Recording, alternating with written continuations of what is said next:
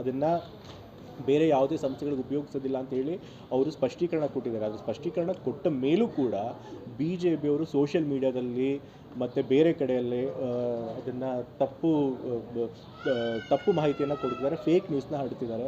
Actually ನಾನು ಗೌರ್ಮೆಂಟ್ನ ಕೇಳ್ತೀನಿ, ಆ ರೀತಿ ಫೇಕ್ ನ್ಯೂಸ್ ಹರಡ್ತಿರುವಂಥ BJP ನಾಯಕರು ಮತ್ತು ಅವ್ರ ಬೆಂಬಲಿಗರ ಮೇಲೆ ಕಟ್ಟುನಿಟ್ಟಿನ ಕಾನೂನು ಕ್ರಮ ತೆಗೆದುಕೊಳ್ಬೇಕು ಅಂತ ನಾನೇ ಸರ್ಕಾರದಲ್ಲಿ ಮನವಿ ಮಾಡ್ತೀನಿ. ಯಾವುದು ಆಗಲಿ ಅಂಗೀಕಾರ ಆಗಿಲ್ಲ, ಯಾಕೆಂದರೆ ವಿಧಾನ ಪರಿಷತ್ ನಮಗೆ ಬಹುಮತ ಇರಲಿಲ್ಲ, ಹಾಗಾಗಿಲ್ಲ.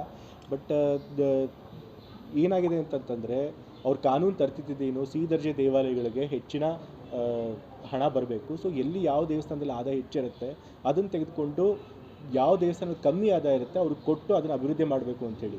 ಸೊ ಹೀಗಾಗಿ ಈ ಬಿಲ್ನ ಫೇಲ್ ಮಾಡಿರೋದ್ರಿಂದ ಅದರಿಂದ ಆ್ಯಕ್ಚುಲಿ ಹಿನ್ನಡೆ ಆಗಿರೋದು ಪಾಪ ದೇವಸ್ಥಾನಗಳ ಅಭಿವೃದ್ಧಿ ಇವಾಗ ಕುಂಠಿತ ಆಗುತ್ತೆ. ಸೊ ಇವರು ತಮ್ಮ ರಾಜಕೀಯಕ್ಕೋಸ್ಕರ ನಿಜವಾಗ್ಲೂ ಹಿಂದೂಗಳಿಗೆ ಹಟ್ ಮಾಡ್ತಿರೋದಂದ್ರೆ BJP. ಅಲ್ಲ, ಜೈ ಶ್ರೀರಾಮ್ನ ಎಲ್ಲಿ ಕೂಗಬೇಕು ಎಲ್ಲಿ ಕೂಗಬಾರ್ದು ಅನ್ನೋ ಒಂದು ಕನಿಷ್ಠ ಪರಿಜ್ಞಾನ BJP ಅವ್ರಿಗೆ ಇರಬೇಕು.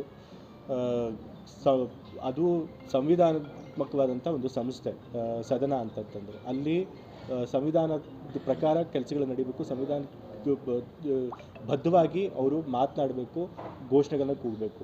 ಫಸ್ಟ್ ಆಫ್ ಆಲ್ ಘೋಷಣೆಗಳನ್ನೇ ಕೂಗಿಸೋ ಆಗಿಲ್ಲ, ಆದರೂ ಕೂಡ ಈ ಧಾರ್ಮಿಕವಾದಂಥ ಘೋಷಣೆಗಳನ್ನು ಕೂಗಿ ಆ ಒಂದು ಸದನದ ಒಂದು ಗಾಂಭೀರ್ಯತೆಯನ್ನು, ಪಾವಿತ್ರ್ಯತೆಯನ್ನು ಅವ್ರು ಹಾಳು ಮಾಡ್ತಾರೆ.